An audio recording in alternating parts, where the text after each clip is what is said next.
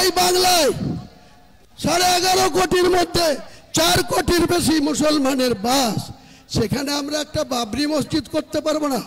এত বড় হিম্মত! আমার মাথার দাম ঘোষণা করা হচ্ছে 1 কোটি টাকা। এত বড় হিম্মত! আমরা কোন বাবরি মসজিদ জনাব হুমায়ুন কবির।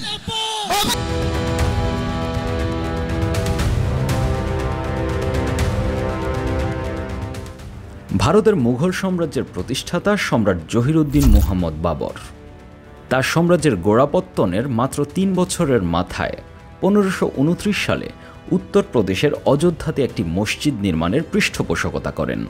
সেই মসজিদের নাম দেয়া হয় সম্রাট বাবরের নামে, বাবরি মসজিদ।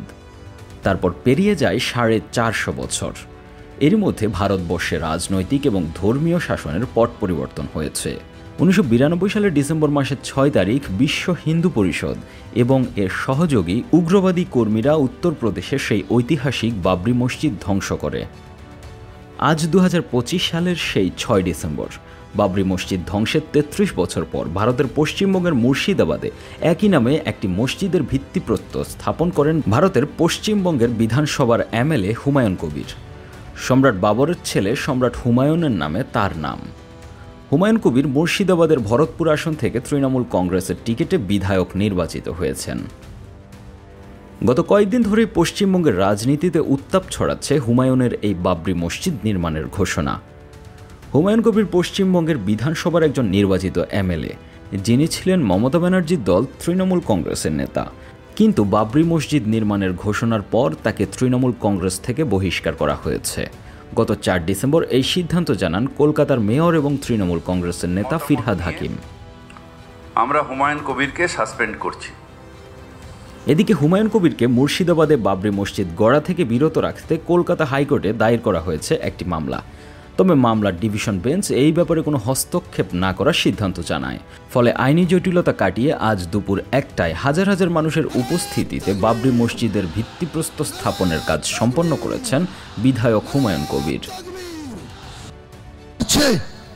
আমি কোনো অসাংবিধানিক কাজ করছি না।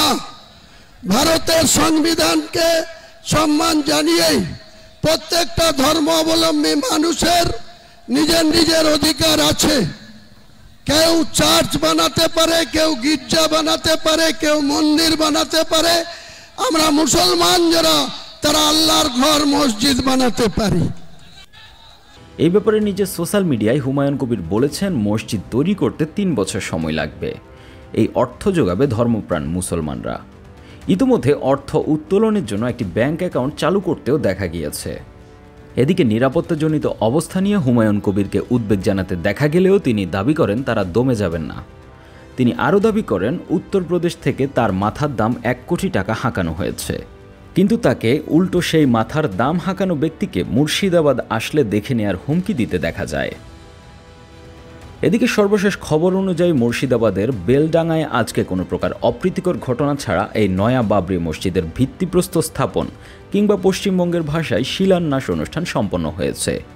এখন দেখার বিষয় হুমায়ুন কবির শেষ পর্যন্ত এই বাবরি মসজিদ নির্মাণ কাজ সম্পন্ন করতে পারেন কিনা। Desk report, 21 television.